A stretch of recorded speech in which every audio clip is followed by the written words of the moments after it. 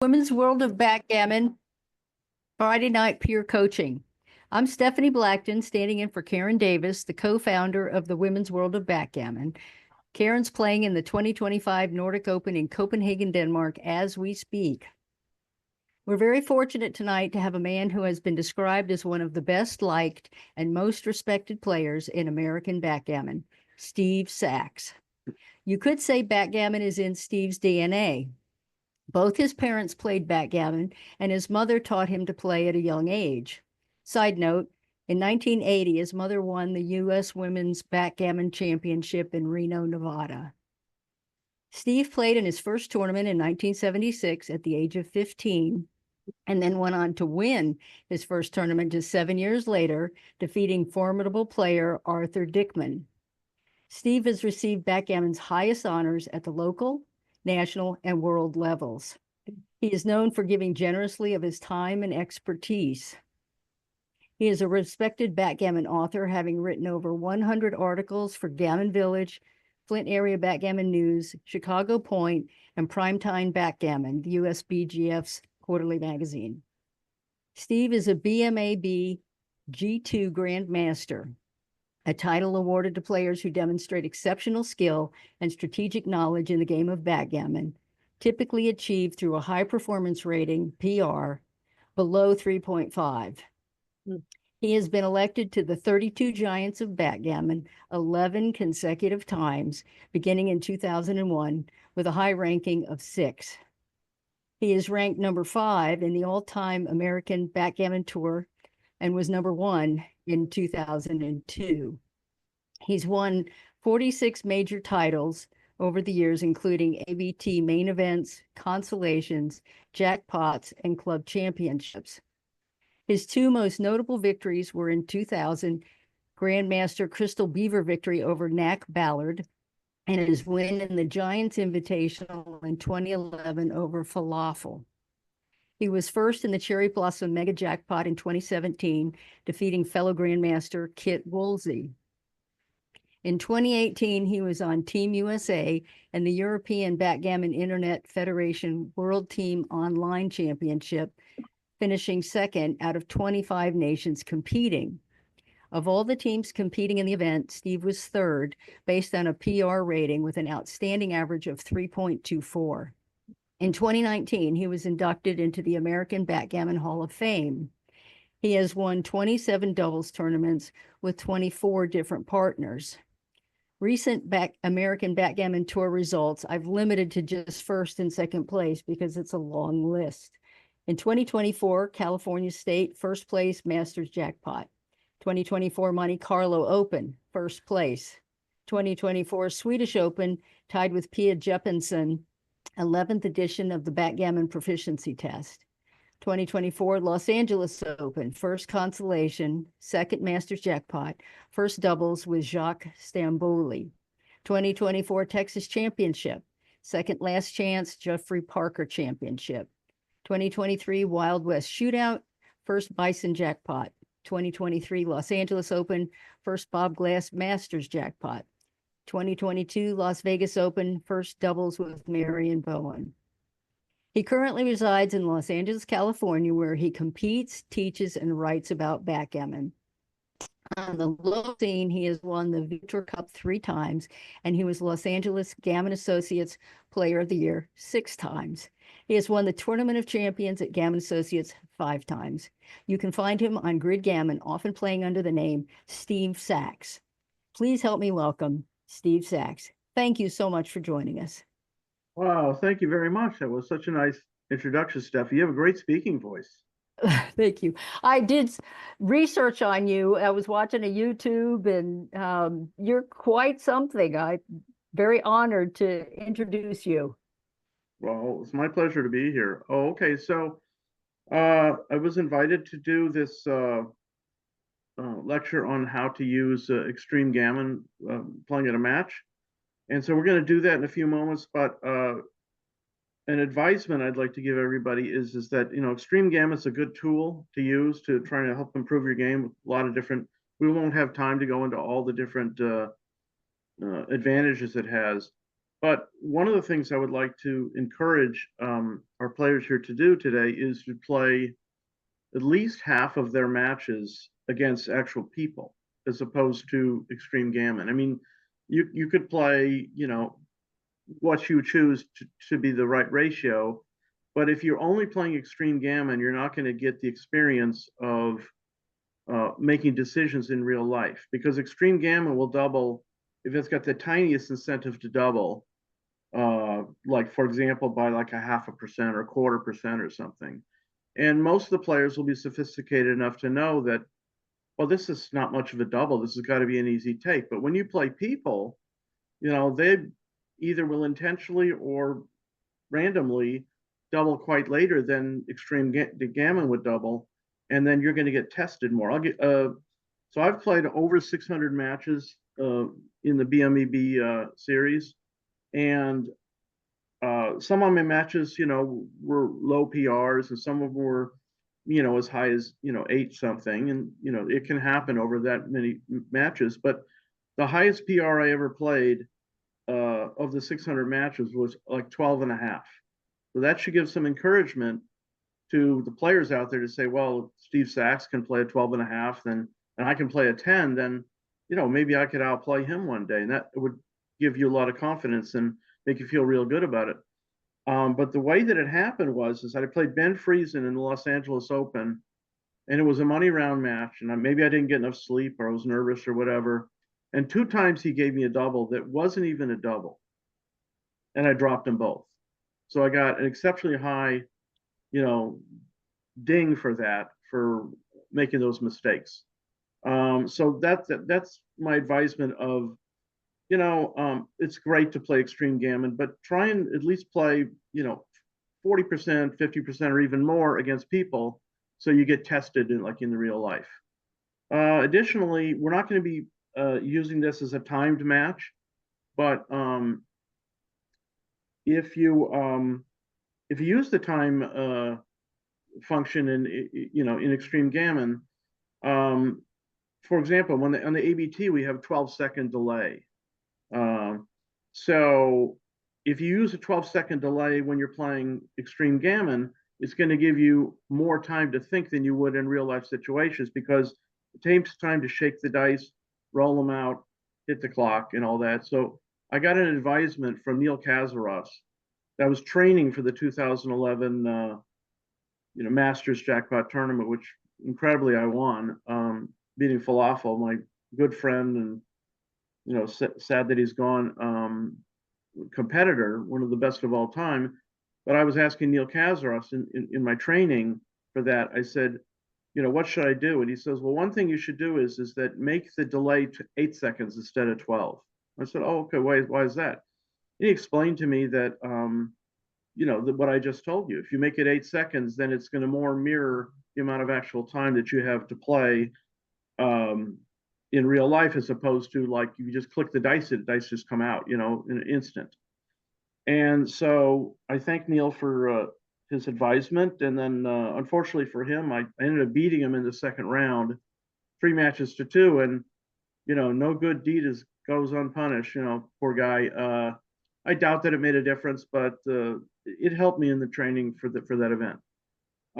So we're going to start in a moment here. But does anybody have any questions about the items that I just spoke about, or something else that you have a curiosity? I'm happy to take. Go ahead. Question in the chat. In the chat, someone's asking, is playing on Heroes similar to XG? There's certainly some similarities to it. Every format's got their own design. I mean, Galaxy's got like the blue and white checkers, and then Heroes is, I don't even know if you can adjust it. I just use the default setting. It's like sort of a wood looking board. And then I used to play at Grid Gammon, and that I really like the design there. But all these are pretty good in their own right. And again, the question, does it mirror Extreme Gammon? I need to think about that. So I don't want to take too much time in, discussing. But it's really, I like playing at Heroes. It's a good platform to play.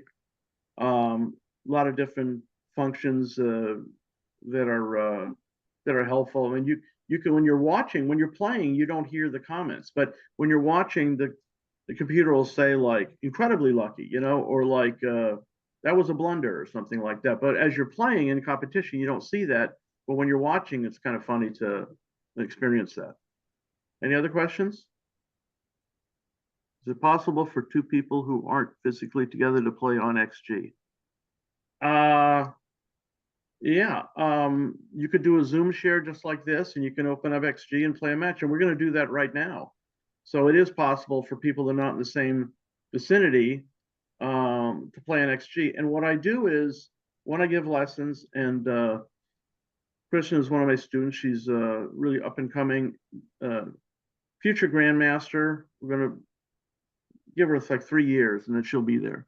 But anyway, so when we play, I play on the top side. So let me just flip this around here. So swap board. So I would play on the top side, and then You need to Kristen. share your screen, Steve. What's that? Can you share your screen, Steve? Oh, I do apologize. Okay, so Zoom, share screen.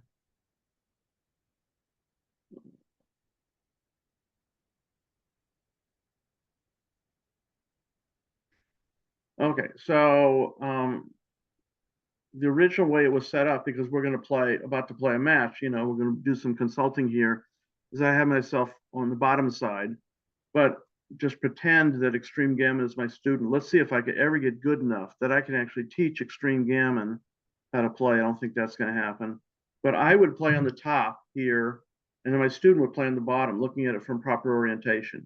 And for me, it doesn't really matter if I'm playing upside down or right side up, but so this would be how two people could play, and then, you know, as stated in the lesson format, where I would be playing the top, the blue checkers, and the student would be playing white, looking for proper orientation. Was there another question? I just kind of got distracted there. Okay. All right, so let's get started. So we're going to be at playing the white checkers. We got a 5-1 here. So I wrote an article. First of all, my email address is backgammonplayer just at msn.com. And so if anybody sends me their use that email to send me like a request for some articles, I'll do that. And one of the articles that I wrote is called Backgammon is as easy as 1, 2, 3. And then what that refers to is your priorities for making checkers are: you want to hit, you want to escape, you want to make points. Now, in a vacuum, neither one of those is more important than the other. I'm not going to get into the intricacies of which one you should do, but if you can do one of those things on a move, then you should try and do that. So if you could hit, but you can't escape or make a point, then you probably should hit. And also, if you can do more than one of those things at the same time, if you can like hit and make a point, or hit and escape, it's usually better than a play that just does one. And so that would be like the penthouse. And the ground floor is you could do one of the items. And the basement would be if you can't hit, escape, or make a point, you want to prepare to do one of those things. So for example, in preparing to make a point, you want to either slot or bring builders down. And in preparing to escape, you maybe want to move to the edge of the prime as opposed to behind the prime. We don't see that just right now, but that will come. So I just want to give that quick introduction as ideas as to how to play checkers. So let's start now. We got a 5-1. So the general play is to split here, because if you bring a builder down like this, then you have too great a chance to get hit, but not enough chance to cover if you're missed. So if you rolled a 2-1 opener, well, you can't really visualize that right, but if you brought the builder down here and slotted, that would be okay. But if you roll a 4-1 or 5-1, you should actually split the back checkers. So Extreme Gammon is going to play very quickly. Okay. And some people actually have this idea that like, oh, Extreme Gammon is a program to cheat. They're so lucky. But that's actually not true, and as far as I know. And the deal is that it plays really quickly, and it makes the right moves, and it just seems makes enough right moves that it seems like more fortunate things are happening for them than against a regular person. But it's not any luckier or unluckier. It just plays perfectly. Okay, so now it's going to roll. Okay, no help needed on that one. Okay, so this is a 5-point match, a 0-0. And okay, and as far as trying to figure out what to make on a move, of course you always make the force move first. In this case, it's not that difficult. But anyway, so does anybody have an idea what we want to do with the 2 here? You can unmute yourself, as long as you're not talking like extraneously. If you want to advise on what to do with the deuce here, we're a team against XG. Maybe 24-21, or I'm sorry, 24-22. Oh, okay. This is why Christian's so good. She cheats. She Can plays I? the numbers that aren't on the dice, and that's a good one. Okay. Yeah. No problem. No problem. No, but 24-22 would be the correct play, because we don't want to, we don't want to stacking is anti-positional. Slotting the 4-point would be too opportunistic for blue, and bringing a builder down would be, again, too opportunistic for blue. And we're stripping, trying to make we're moving the back checker forward, trying to make advanced anchor under a very limited attack. Notice that blue does not have an active builder on the 8-point. And for anybody that doesn't know what an active builder is any checker beyond the first 2 that constitute a point that can make a new point. So if this 5th checker on the midpoint were on the 8-point, would be under a little bit more of an attack, because now 4-2 could point on the 21, but wouldn't leave an open checker. Whereas in this case, if blue rolls a 4-2, it makes the point, then white can come back with 1-5, 3-5, 5-5. Maybe I missed one, but anyway, so we're going to do that. Okay, thank you, Kristen. Okay, so Scream's going to hit. They got a better board, and they're ahead in the race, so they're going to take that chance. We're going to roll here. So we're forced to come into the 5. We have a 6 to play. And there's a couple of reasonable plays to make the 6. We can either come out from 20-14 or 22-16. And I'll take the first participant to just, speak up, to say what you want to do. Yes, if you take is it too early to start clearing from the rear, or would that be the proper decision to clear from the 22 out to the 16 in this case? Okay, 22-16 is clearing for the rear. So what was the alternative you were suggesting? That was it. Should I clear the 22 or the 21st? Okay, so here's the thing. I think 22-16 is correct, and we'll talk about the reasons why. If we do this play, there's a lack of what's called connectivity. And connectivity simply means your checkers are within 6 of each other, so that an individual number on one die could connect them up, or link them up. Like in this case here, if blue rolls something that couldn't touch white, then white could roll a 4 and link up. But if you do this play, now you're lacking connectivity. Additionally, you're letting blue attack with numbers that can't easily be hit back. So let's just say that blue rolled a 4-1 and hit on the 14. Now, it's true that this checker would be in jeopardy, but the chance of hitting this checker back is only 6-5 and double 4s. There is wouldn't do 13-7. What's that? Oh, you're talking about the idea of coming 13-7? Yeah. Well, there's several problems with it. First of all, you don't generally want to introduce extra blots when you're outboarded. You don't generally want to introduce extra blots when you don't have an anchor.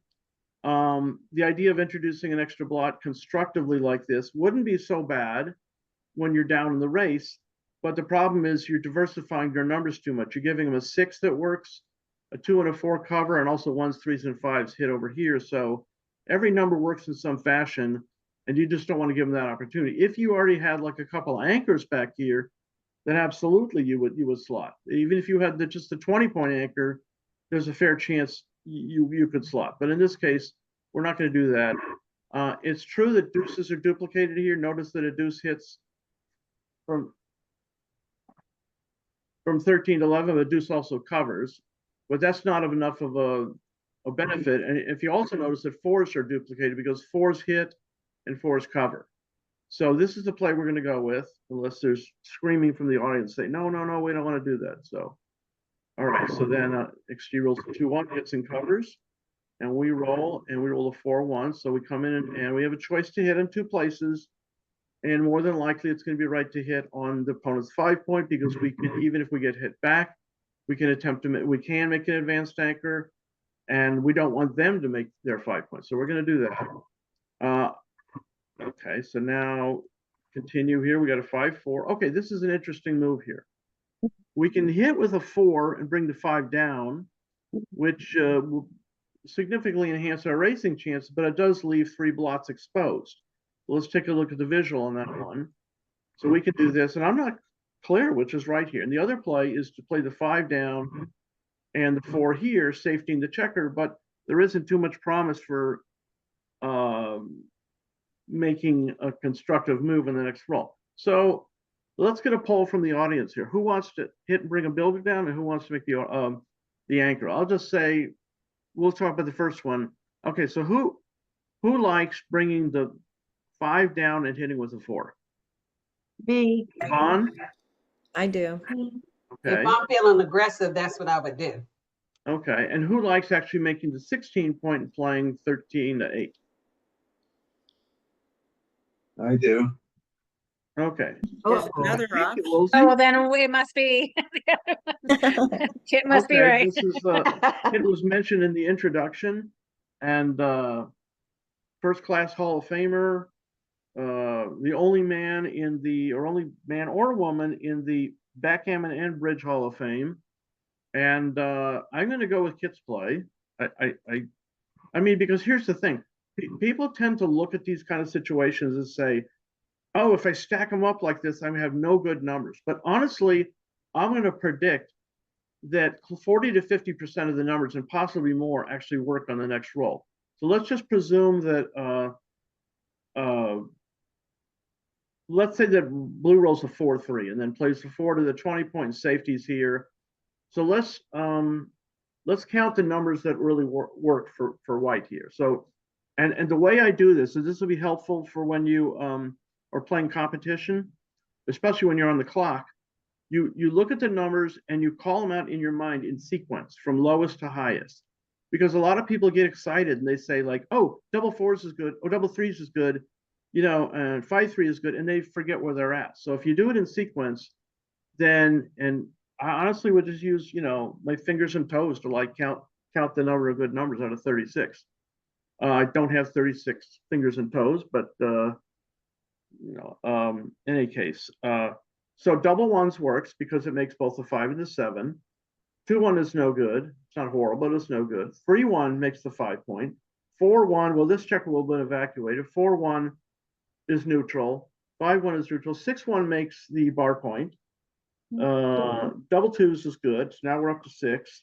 3-2, no, but 4-2 makes the 4-point.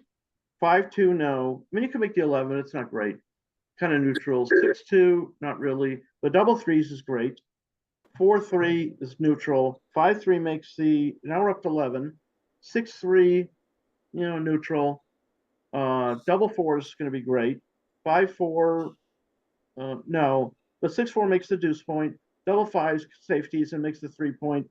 6-5 not, but double 6. So we're up to 16 out of 36, which is 44%. So the mere fact that we are minimizing the number of loss actually to 0, in its case when we're outboarded 3-1, and you know, we don't really know what blue's going to roll here, but I gave them like an average number, and we've got 16 out of 36 numbers, or 44%, that actually work well to great. I'm giving a seminar. This better be an emergency. I got to call you back. Okay. Hello. Hold on a second. I'm giving a seminar to like 25 people on the internet. Okay, I'll talk to you later. The perils of being popular. No, it's my mother saying she doesn't feel well, but Oh. it's not an emergency. I told her I'll call her when it's over. All right. All right. So 44% of them. So I really like to play. Okay. Cross my fingers, Kit. Let's hope we're right here. And indeed. So yeah, hitting and bringing the builder down would have been about a 12% mistake. So good job, team. Good job, Kit. Okay, so now they rolled, they made the outside anchor. We rolled 6-2. Well, that wasn't the one of the ones that we were really looking for. And we're up 10 pips in the race. We got a 6-2 to play. So, Kristen, what do you think? Should we evacuate the back checker? Should we slot the 5-point or stack, play 2 off the 8-point? If we evacuate the 16, at least one of them can go to safety, so maybe that one, or spot the Okay. 5. Okay.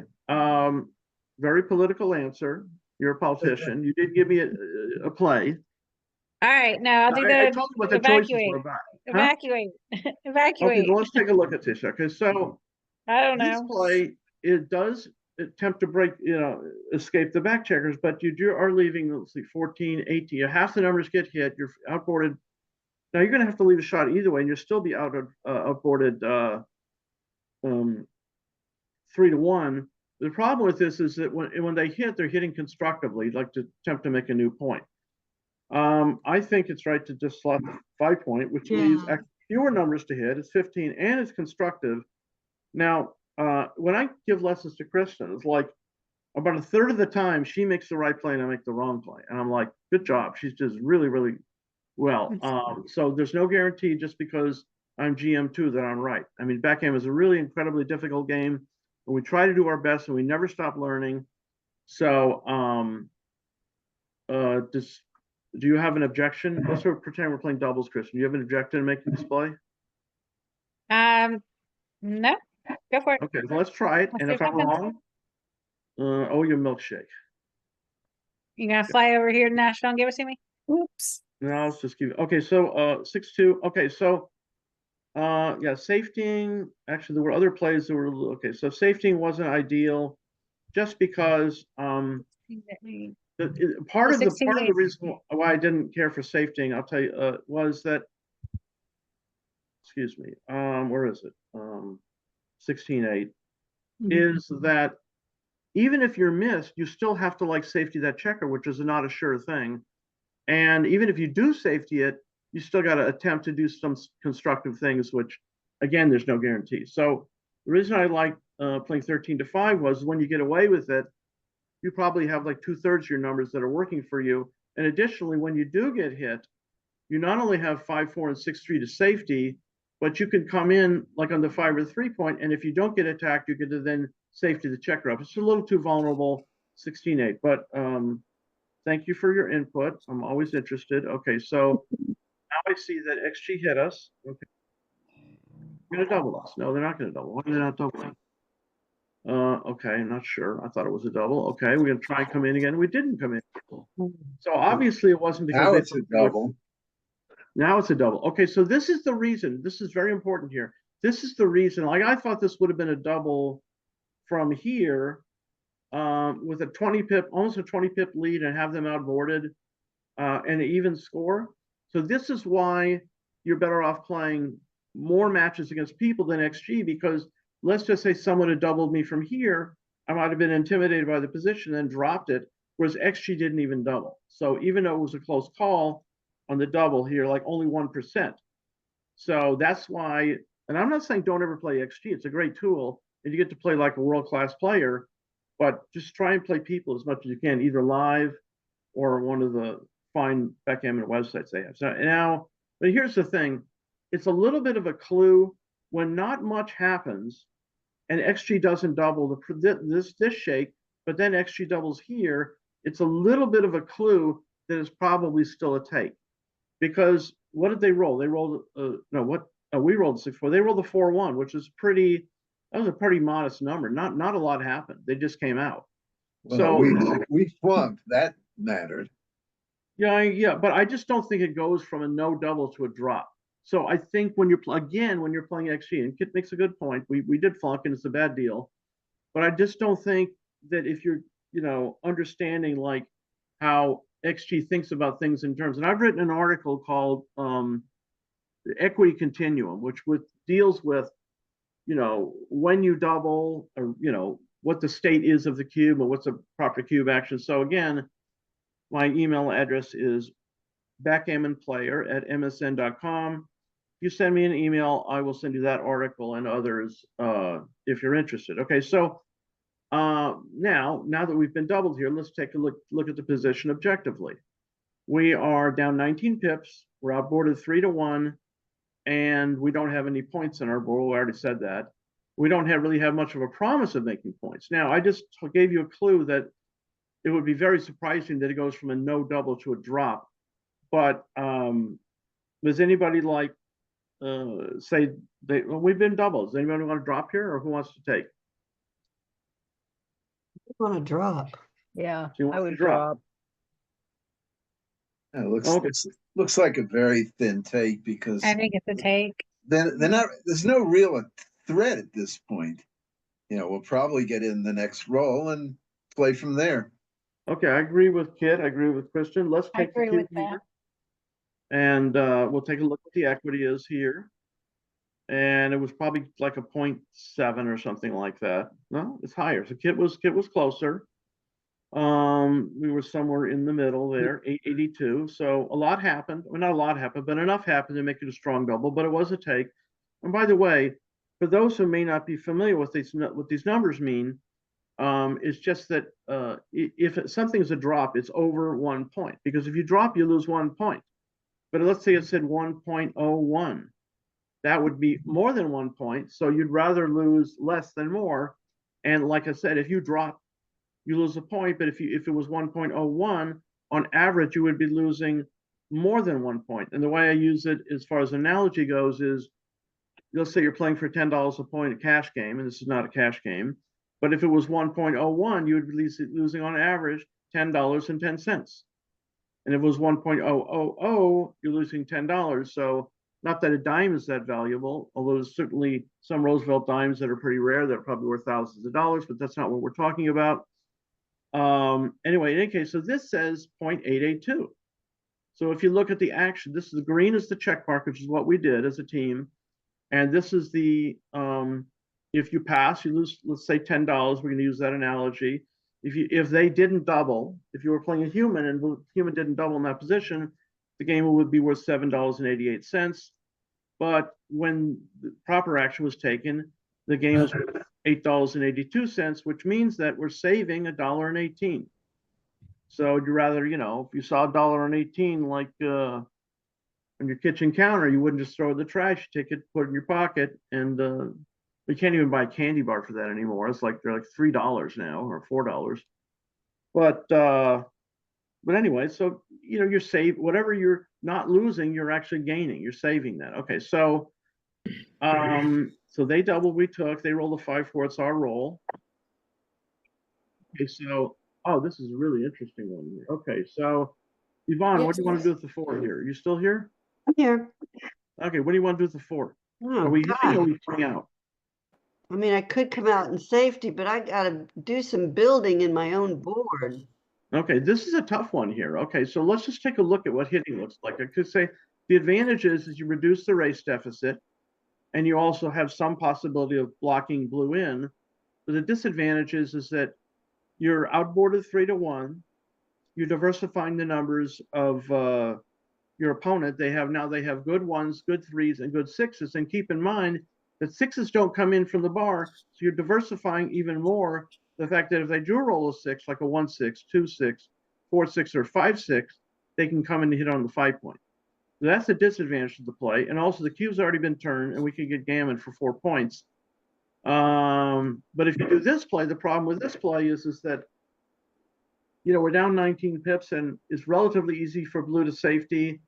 And then it's not with not an incredible difficulty for blue to safety their checkers and just go home and win. I guess the hitting play wins more, but loses more gammons. Okay, I want to come out and make the 16. Does anybody? Kid agrees with me. Yeah. Let's see. Anybody else have a strong objection to this? Okay, and apologies in advance, or compliments in advance if your hitting play was correct, Yvonne. I'm actually hoping that you're correct. Let's take a look here. Okay, so that was they're 5-4. Oh. So yeah, hitting was a little bit Oh, no. Sorry, we got to get the correct, where is it? It was R54. Okay. So Yvonne, if I didn't plus this or plus this, you would be correct by about 1%, and you would get like a special merit badge for outplaying the Grandmaster Hall of Famers. But I'm a mean guy and I plussed it, and now you're 2% wrong. But I'll give you one more chance. I'll plus it, which will only take like 10 seconds or something like. But I gotta say, credit to you anyway, for that was a ambitious play, which was certainly reasonable. And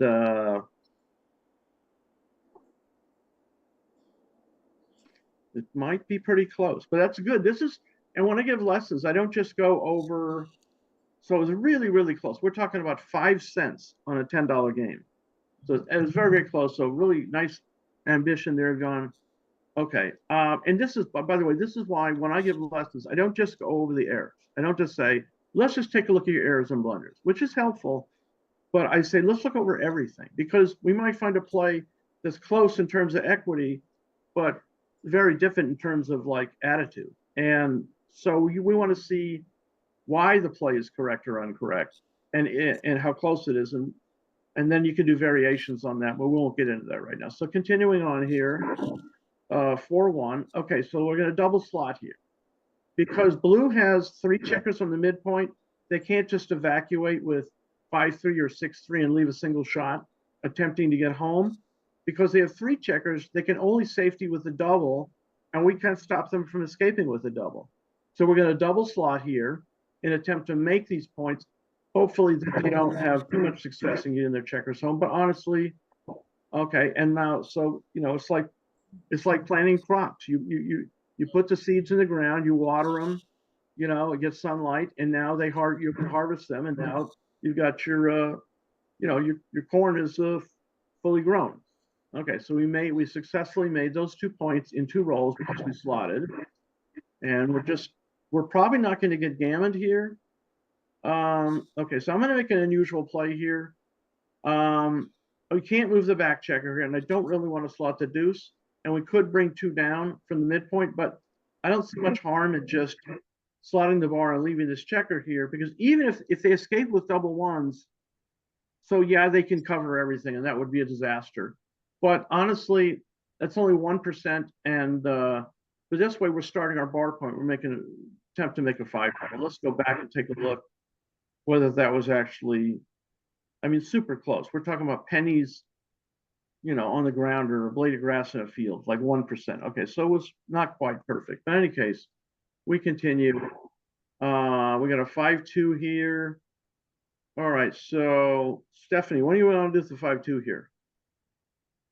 I would bring the 13 down and come in. Start moving. Okay, so you're saying 13 to 7? 13 to 6. Oh, I'm sorry, I meant 13 to 6. Okay, so I want to do a slightly different play. I actually want to start the 3-point and bring the builder down, because the time you want to start points is when your opponent won't be leaving a shot. There are no numbers where they were forced to leave a shot, and there are no numbers which they will elect to leave a shot. And the distribution is probably slightly better for the bear off, and we're starting in the side point. Let's just see if there's any difference whatsoever. I'll go back to 5-2. This actually advocated bringing checkers, making the 11 point. So, and a lot of these are really, really close and almost not worth going over, but sometimes the nuances and the intricacies of the game. Okay, Stephanie, kudos to you. By 2 cents, you were correct. Okay, we continue here. Okay, so now 4-3. We can make a 6 prime here. That's probably not terrible. Let's just see if that works out. 3. They're all real close. Okay, continuing on here, we got a 6-4. This is an obvious with safety to checker here. There's not too much interest in what's going on here, but there's some interest. We got double 3. So if we're ahead in the race, we want to evacuate. We're down in the race, we want to maintain contact. And by being ahead in the race, I really mean you got to be ahead 4 or more pips, because it's like a seesaw battle. When you're on roll and you're down 4 pips, the average number is 8, or 8 to 6. Well, we'll round it down to 8. So the average number is 8. So if you were, let's just say you were down 8 pips and you rolled an 8, and you could run, let's say that was a different point, blocking point, you would actually be down 4 effectively because your opponent would be on roll, and then so you need to be ahead at least 4 to make a break for it, barring like timing issues or maybe gammon opportunities for yourself. Prime there. Oh, so now look how well we did by maintaining our blocking point. Now we roll 3-1, and so I don't see any need to like break the 6 prime, because if they roll a number that leaves a shot and we hit it, we want to have keep them prisoner. And they roll 6-3, we roll an ace shot. Everybody close your eyes and pray, and we hit them. Okay, so lucky us. And so now here's the thing: when you're bearing in, you want to make sure your anti-jokers don't hurt you. So, for example, if we just hit and just didn't even think about it and did this, now double 5s would be kind of awkward because you'd play 1 here, 1 in, and you'd play the deuce point. You'd have 4 checkers on the deuce point. But we're going to do something instead, whereas we're going to hit with the ace and then continue. And now our bad numbers, which is double 5s, now slots the point here. So we want to make our anti-jokers work for us. There's nothing we can do about double 4s, but at least it still maintains the 6 prime and brings builders up to try and close it out. Okay, so we do that. And some people might be saying like, well, let's just redouble right now, you know? And I like, it's a reasonable suggestion, but it's almost a no-lose situation because we played our numbers to the double 5s played well. We have no numbers in which we're forced to break our 6 prime and expose the checker. And the chance of us winning a gammon with them having 1 outside is like 4% maybe 5, I'm not sure. But anyway, so we're going to keep playing for the gammon here. And if we get lucky, we can slot the ace point. With an ace, we didn't. So now we bring the builder inside, and we do this one here. And now notice that double 5s is awkward, and double 4s isn't perfect. We have to see whether they come in or not. They did come in. Okay, so this is like right on the razor's edge. But just to save time, I don't want to mess around with this game here. It might be ever so slightly too good, but they're definitely going to drop. We're going to take our 2 points now. And pass, and let's just take a look whether it was possibly too good. It says 0.996, meaning that if we kept playing for the game, and by the way, there's a thing where you can display as, match winning chances. Never mind. Okay, so I'll just hit the button here. Okay, so we're slightly too good, but in order of time expedience, we're going to just continue with a 2-0 lead against the great extreme gammon. And so let's see, who have I not asked? Only have this as okay. Anastasia. Anastasia, that's who we're going to ask now. What right. should we do with the 2-1 here? 13 to 11 and split 24-23. Okay, that's a common play, and it's very reasonable. But So the actual would it be better then to bring one down from the 6 to the 5?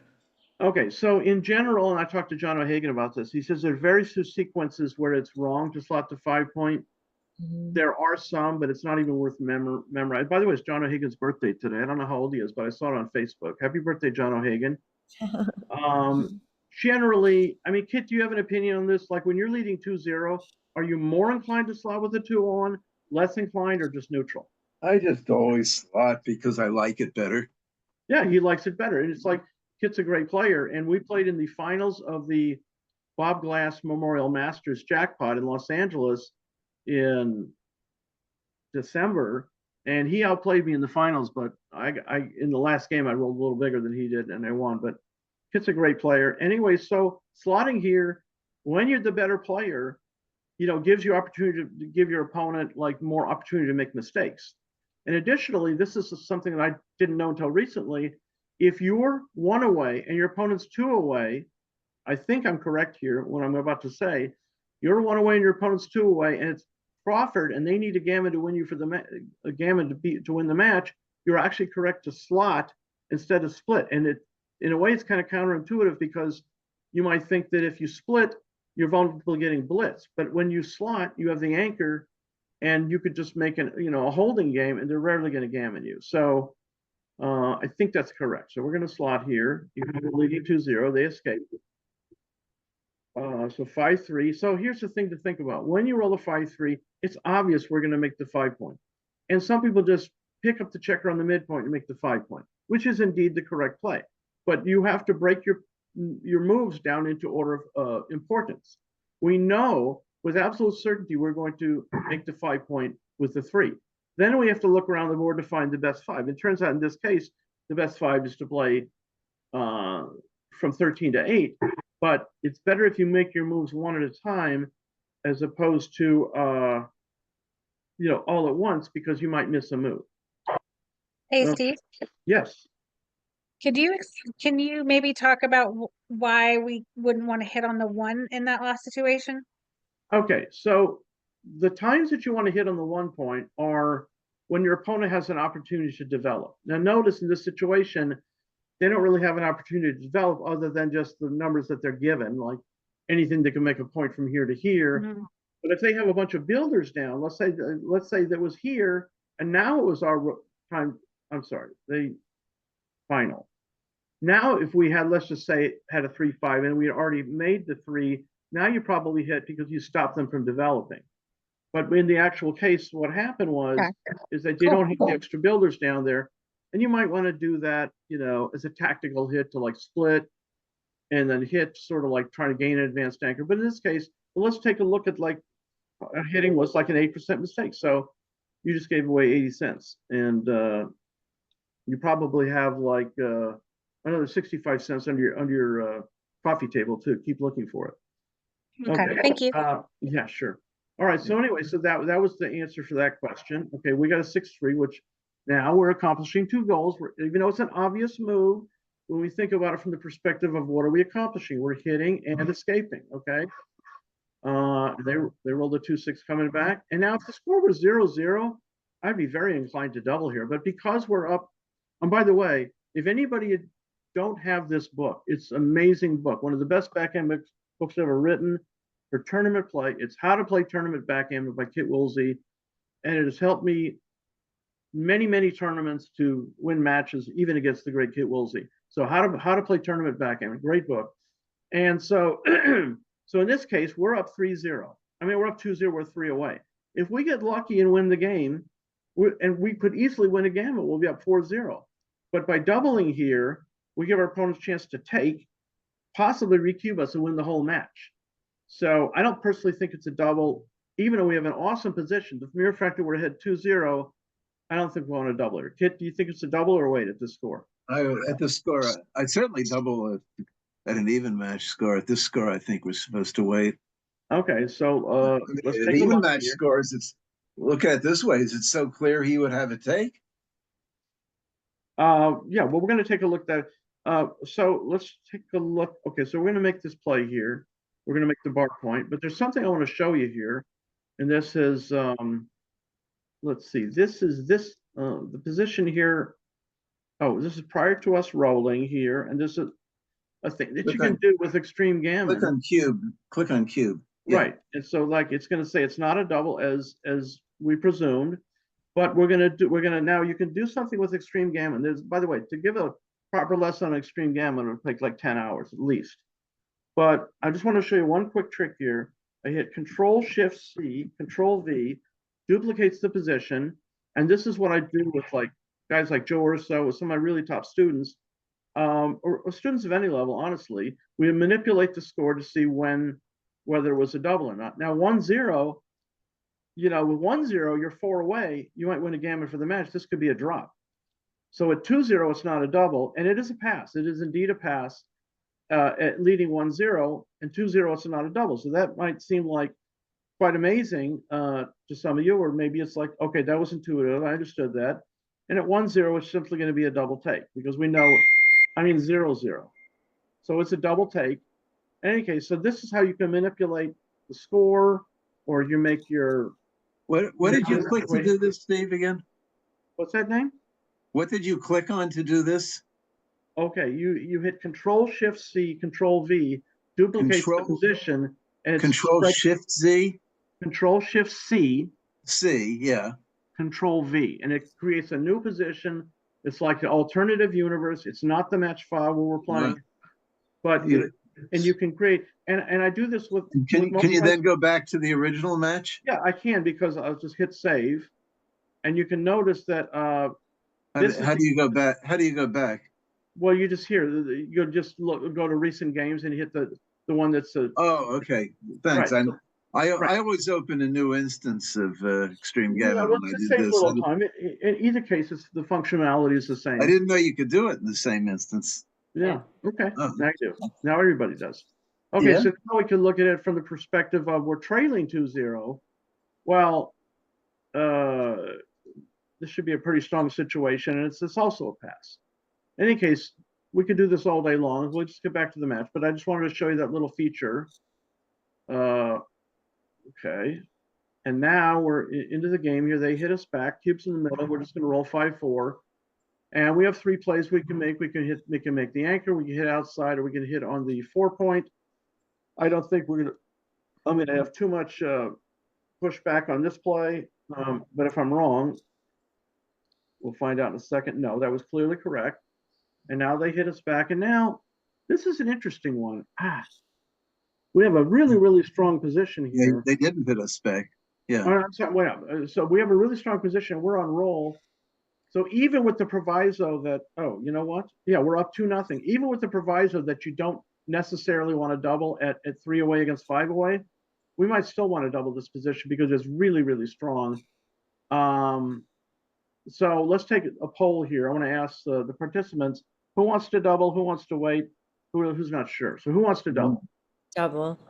Double. I want to double. Okay, is Yeah. anybody who wants to wait? And it was wrong. I want to Well, double. let me ask those who are waiting, why are you waiting? It's too good. Yeah, it could be too good. That is definitely an issue. And that's what's going to be in the article of the equity continuum, talking about the idea of when it's right to double, when it's right to redouble, when it's right to take and pass, and when it's too good. So let's examine this from the perspective of it's too good. Is it too good? Well, we have a 27 pip lead. We have a 4 prime. We have a 3 shot to send a 4th checker back. We have attacking numbers to make inside points. And they got nothing going. If it's too good, that means it's a stone cold pass at the score. Right. So we're up 2-0. But the question is, do we want to go for that opportunity of continuing to play the game? Now, who was the one that said too good? I did. Okay, I don't know who I is. I'm So sorry, Janet. Again? Janet. Janet. Okay. I kind of want to play for the Gammon here. Yeah. And so apologies in advance to everybody who wanted to double, but I'm not going to play. And so I was wrong. Kit was right, and then Christian was right. When there's a little cube here to the right of the dot, that means you made a mistake, and we have to play the number first. So let's make the deuce point, and then you can go back and see how much of a mistake it was. Like it was a 2% mistake to play on. So by doubling, we're going to get 1 point. By taking, we're going to get $9.80. By doubling, we would have got $10. By not doubling, we get $9.80. We're denying ourselves 20 cents. But I do have an ace up my sleeve here, and I can do a plus and a short rollout to make Janet and I correct. And apologies in advance for being so selfish. But but I mean, it's a real question, because this is really an excellent question of whether it's too good or not. Because we have everything going for us, and it's very unlikely they're going to have a take in the next roll unless they make the 20 point, and even then it's going to be no bargain. But I mean the 21 point. Okay, so let's see here with the plus. The answer is 975. Got a little worse, and I will let it rollout run. We'll explain rollouts later. I'll let a rollout run for 1 minute. I'm going to go wash my hands. I'll be right back. Do.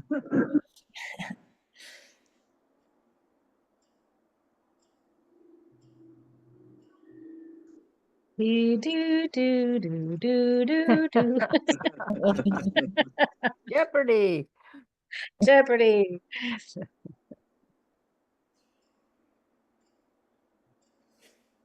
This backgammon superstar gets up and washes his hands.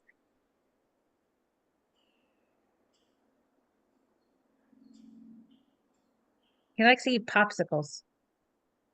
Ah, Eats popsicles all the time. Maybe he's got sticky hands. I don't see that anything is running. Yeah. You can see the little green. It's going very slowly right down at the bottom. I'll stop the rollout now. Yeah. Go to Windows, show. Yes, this is like. We're going to interrupt the rollout here, and just to show that I'm really selfish, I'm going to cancel the rollout hit the plus again, so we're not wrong by much. Okay. We're going to continue here. We made a mistake, Janet and I. We're like worth 25 cents. Oh, I do apologize. They hit us. So anyway, so maybe it was too good. So this is what's called a super joker, ladies and gentlemen. Yeah, I think this qualifies. Yes. That's beautiful. And interestingly, we're up 2-0, and with the time running out here, let's try and backgammon extreme gammon for the match with an unturned cube. 1, Wow. 2, 3, 4. Okay, so just go. This is interesting. We can safety and evacuate, but if they come with, I would do that. let's not be too smart here. Let's just do this, because if they come in with double ones, they're not even hitting. Okay, so now we have a very small chance of getting blocked in, but it's so remote that the Santa Claus and the Easter Bunny would have to show up on my front door on the same day for that to happen. Good. So 3-2. Okay. And we're just, this is an interesting phenomenon here. Okay, so a lot of people think that you should just hold on to this as long as possible. But with blue having as little development as they have, and white not really being worried about getting blocked in, you can actually clear this point prior to blue coming in as a way of, number one, getting your spares to the higher points and also stopping a potential shot leaving number like with 6-5 or 6-4 in the future. So, but I don't think it's quite right yet. I think we're just going to bring the builders in. Oh, they didn't like, maybe they wanted to clear. In any case, Clear, move one of the checkers. Yeah. At any rate. Yeah, I'm just kind of doing this fast because I want to. Okay, so now we have a 3 to play. This one makes a difference. Yeah, so we can clear and leave the 1-6, but then also double 5s leaves a shot. We could play 6-3, but again, double 5s leaves a shot. I mean 5-2, or we could play 6-3, in which case nothing leaves a shot. But the distribution of builders, barrel builders. I'll bet on 7-4. Let's do that. We're running out of time, and it's probably a reasonable play. Okay, so now we're trying to backgammon XG for the match here. We could just play a 1 and take a 5 off, but the distribution is a little iffy. Anybody? First play suggestion. I'll go with that one. I'm not sure. Either one's fine. All right, heck with it. We're playing for the backgammon for the match. Let's try and let's just do it. All right, 4-3. Probably going to clear the points. We want to strip the points so we can clear it on the next roll. And we're still too good to double, so we're clearing the point as advertised. We're stripping the outside point, and now we don't want to give ourselves a bad double 4, so we can play here. And it may or may not be correct. We didn't want to take a man off. Yeah, I was a little paranoid about the double 4s, but it turns out you were correct. I'm just playing quickly here to get it over with. All right, so let's take the 2 checkers off. Now, backgammon chance isn't that good, but the gammon chance is still good. So, Kristen, what do you want to do with the 3-1 here? Move them in. If we're, I don't know. 4 and 2. No, can't. 5-4, 5-2. Okay, so generally against a 24-point game, you want to clear the outside points as opposed to taking checkers off. So that I do agree with that play. And let's see. It was indeed correct. We continue here. And this is a forced move here. So Extreme Gammon is going to make their board and prime, and they'll be ready for us, but we're still too good to double. And we did not leave a shot. And then the 5-2, and now they've got a 5 prime. We don't want to roll 6-3, 5-3, 4-3. We did roll it. Now let's see if I don't think they're going to double us. Oh. And they hit. So They did. we're not Oh, only they not hit. going to win the Okay. backgammon, we're not only Ouch. not going to win the gammon, we're probably not even going to win the game.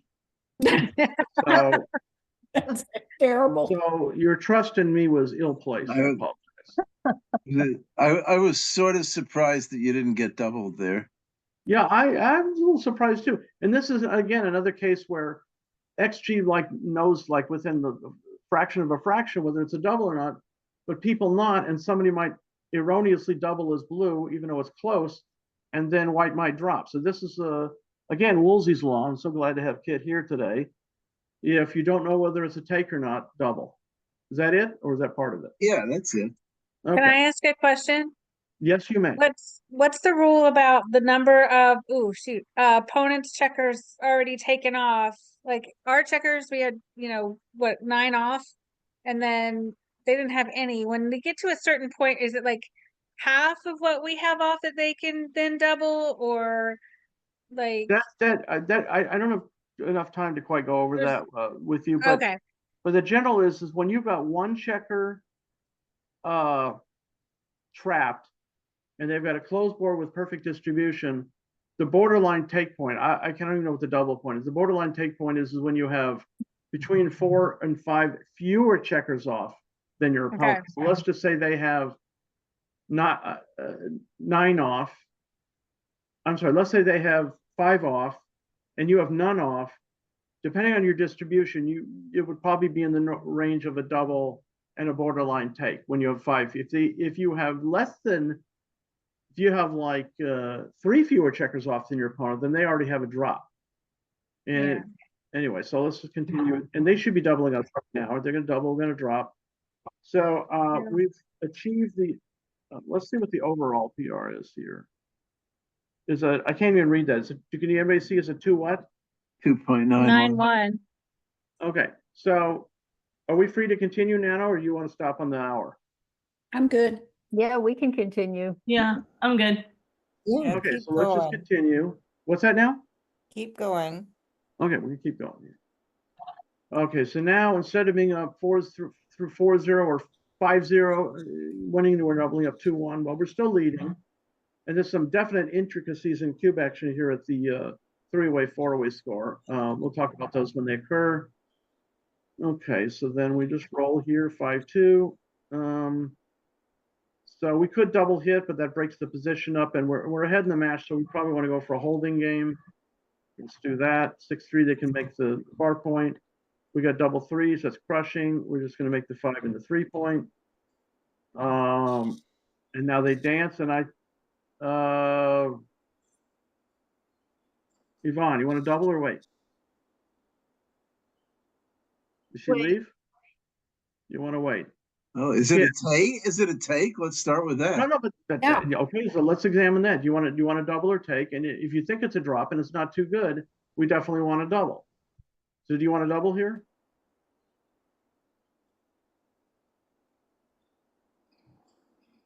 Who are you asking?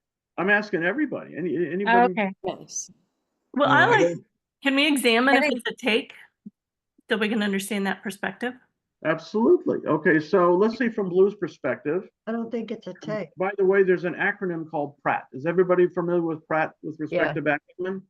Position, race, and threats. Position, race, and threat. So as far as the position is concerned, white has a 3-point board, blue has a 1-point board. Advantage white. White has a broken prime. Blue only has a 3-point on the outside. Advantage white. The race is 2 back versus 2 back, but blue has 1 on the bar. And the race is 15 pips, which is a lot. And let's look at threats. Well, threats are simply anything that could attack on the ace point or make the 4, possibly an advanced anchor. And we have reasonable, modest threats. We don't have like crushing threats, but it's pretty strong. So who was that just asked me that question? I did, Catherine. Catherine, thank you. Okay, so what do you think based on all that discussion we just had? Do you think it's a double? If double, do you think it's a take or a pass? Ooh. Well, I think we have a good position We do have a good on position. the race. And you said our threats are iffy. Well, they're modest. I said they're They're modest modest, because okay. and by the way, there's something called dice distribution on extreme gammon. We're going to look at that in a second here. Well, let's just see if we can bring it up without actually turning the cube here.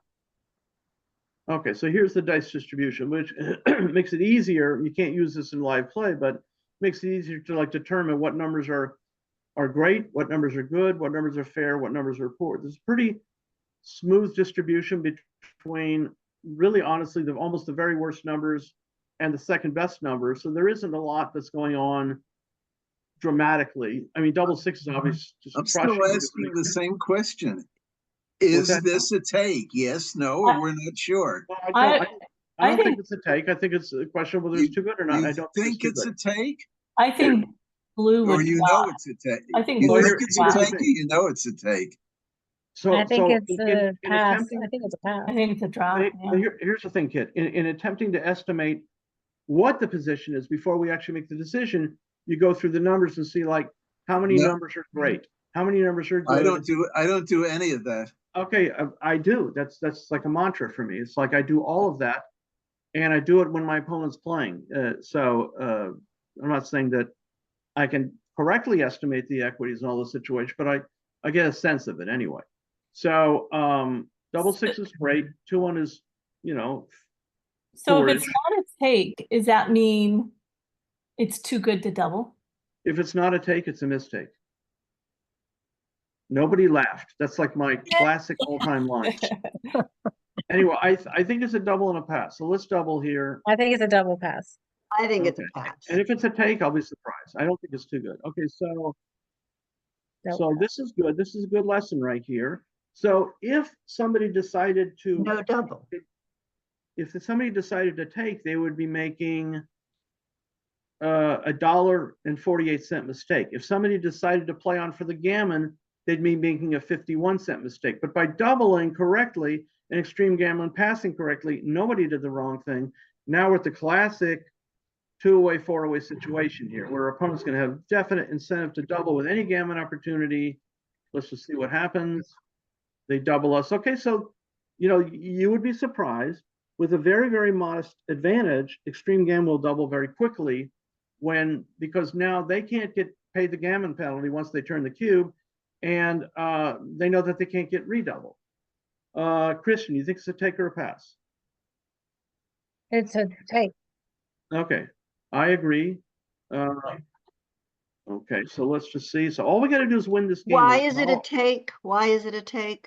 Okay, it's a take because you still have quite strong chances to win, and you don't have like extreme chances to get gammon.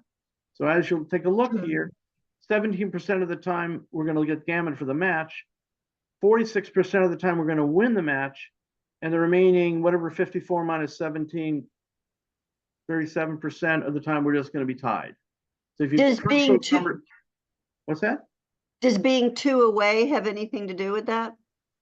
Well, two-way, there's three different possible cases of how this game ends up. We either win a straight game or a gammon, and it doesn't matter. We don't get paid the gammon penalty. If we win the game, which is 45.5% of the time, we win the match. If we get gammoned, we lose the match. So, and if we just lose a straight game, then it's 2-2. I mean, it's 3-3 to 5. So yes, being 2 away does have a big deal to do with the situation because, you know, if we've got a situation that's not super gammonish, then we can win the match. And indeed, it's only modestly a double and a clear take. And we're going to continue here. It's very, Can I very ask a question, Steve? Of course you Can I can. ask? If this was post Crawford, would that be one of those free drops? Yeah, Because if your they already opponent- had an inside if you're- point? Right. If your opponent is odd away and you're at, like, let's say you're ahead 4-1 and they doubled, then you happily pass, give them the game because they have the advantage. And now you have a free take. Well, that takes a while to explain that. I want to just continue right Okay, here. okay. No, it's fine. Thank you. So we're going to definitely make this point here. Now we're either going to slot or split. Anybody likes, I like splitting. Does anybody agree with me? Yeah. It does put us at some opportunity to get blitz, but honestly, when we split, we're putting pressure on the 8-point. We have a better chance to make an advanced anchor, even the 23-point. So I'm hoping this is correct here. And let's take a look. And it is marginally correct over slotting around 5-point. We did discuss that phenomenon before. Yeah, by about 8 cents, it's correct, but it was going to be a close one. Okay, so now, okay, so unfortunately, we split our back checkers, which stopped us from making the 18-point. However, it's not, We got a 4 prime. I wouldn't throw the roll back. it's not all spoiled over, you know. So now we just gotta hope to. Oh, we gotta hope to anchor up and not get gammon for the match. Oh no! Bam! XG cheats. Brutal. Programmed to roll great against us. That's horrible. Come Oh no, on, we 4. cheat. What are we talking about? We cheat. Oh, We we're cheat. back in. Okay, now let's just heck. We're not. You know what they say from Apocalypse Now? Never get out of the boat. Never get out of the boat unless you're going all the way. I'm going to slot here. Okay. Because we just definitely, this is a good chance we're gonna lose the game but not get Gammon, and then we'll have one more game to play. So we just do this here. They get out. They're probably gonna win. This is unhelpful, but I want to slot. You know, make the big play. Just try and fill the board in. Try and pick them off when they're breaking the 8 point. So now we make this point and give ourselves a good 4. Heck with it. No, that was a mistake. Shame on me. We're supposed to make the bar point like this. That's interesting. Yuck. Okay. In any case, yeah, okay, so now this is with 1, 2, pick your dice up. We don't break our board. Okay, now this is 3, and we got one more 4 to play. But if we do this, now we're forced out on the next 6. So I kind of would rather save a 6, as it were, just so we don't potentially get gammoned. Okay, so now well, double 5s would have been nice, but no. Now I don't want to break the board here, so we are forced to come out in 5s and 6s, but they're probably going to evacuate. And now we save our board for another shake here. And now if we can, now we're going to stay back. We're going to stay back in one piece because the gammon risk is extremely small, and we do get a shot on 6-3. And also, if they roll 5-3, 4-3. Then they're going to have to mess their distribution up, and they did hit us. That was one of the things that could happen, but it was correct to stay back with 1 and 4, and we're still going to. Do we stay back? Yeah, 6-5, 6-4, 5-4, double 4-5 and 6 leave a shot, so we're going to stay back. And they did not leave a shot, and we're probably going to lose the game, and then we'll have one more game to play and complete this match here. I figured that was a fair possibility of what's going to happen.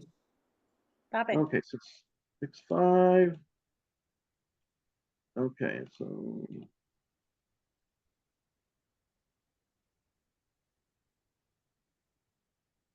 we need like 2 doubles. We need 2 big doubles. Probably not going to happen. It did not happen. Okay, so we got one more game to play because one of the 2 of us. Okay, so what are we playing at overall? Something's blocking my view. 5. 5.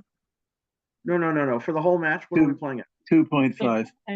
Oh, 2.5. I'm sorry. If that. Thank you. Okay. Good job. So this is 2.5. We're going to try and get it. So we're going to the standard play, effective DMP, and they're going to double us. Oh, they didn't double. Okay, so they got something else in mind. And we're just going to now. They don't really have market losers. They probably might not get double, but we take. So this is it. We're going to go over a matter of minutes. Okay, so interesting. We have a high 1 to play. We could slot and duplicate 2s, but they do have 2, 2, 2, 4, 2, 5 to hit and cover. We could just slot the deuce point. I kind of want to slot to the here. Does anybody have an objection to that? Well, it wouldn't be my play. Okay. What would your play be? The race is so close. I just wouldn't want to, risk losing. All right. That much. Distribution's not going to matter too much. We'll see who's correct. You're probably correct. So it's a penny in your favor before the plus. Okay. 2 cents in your favor with the plus. Trying as hard as I can to be right. It's funny that 2 totally different plays and they're so close. Yeah, and that's the beauty of going over all positions is supposed to just. Oh, I didn't plus 13-7. Going over all plays instead of just only going over the blunders and errors, because you really want to learn. You want to be able to think about backgammon from the perspective of all different angles that you're coming from. Okay, so the plus has my play right. Oh, you're a winner. We're stopping it 4 there. cents. I'm not even going to let you do a 20-game rollout, kid. But anyway, this is all in good fun here. And so somebody with a 5-3, what should we do here? Make any point you can see. Okay, I actually want to do this and this because I don't want to strip the 8 point. Now we got a few iffy numbers. I think it's a pretty close call here. I don't like running off the point because we're down in the race. Let's just see if I was correct. And it was super close, super duper close. Most of these plays are not going to be. Actually, that's interesting. By 1 penny, it's right to run off the anchor. But anyway, this is cool. Okay, so we continue here. Now it's going to be less correct because now if you break it off, they can hit you with 6-4 double 5s. Well, the double 5 is going to be good anyway. But they get with the 6-4, and they got a 2-point board instead of no points in their board.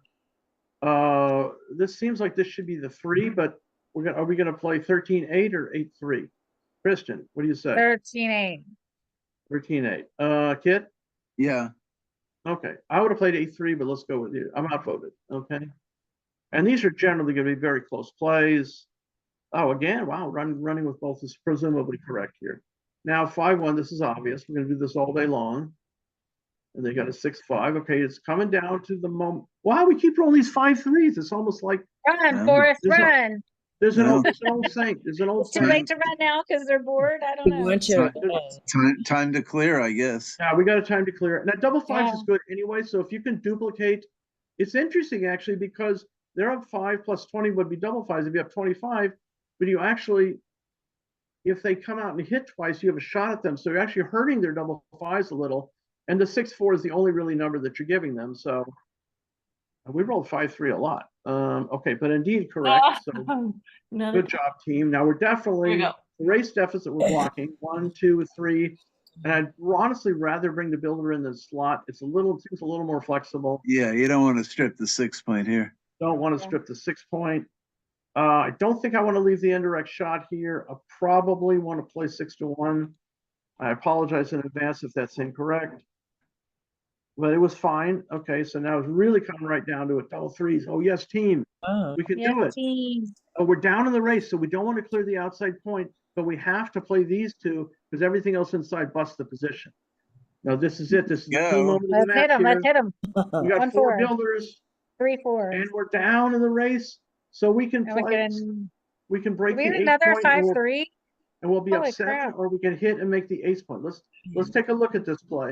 This is a do or die play. It's all or nothing. If they hit us, we're going to lose almost for sure. If they miss, we're probably going to win. We could just play really stiff and do this, which I don't like, or we could clear, giving them double 6s and 6-1, 6-2, 6-3. Well, we're up 7 pips. When behind in the race, don't race. Okay, Yeah. Yvonne, I want to hear from you. I'm hitting. Yeah, She's hitting.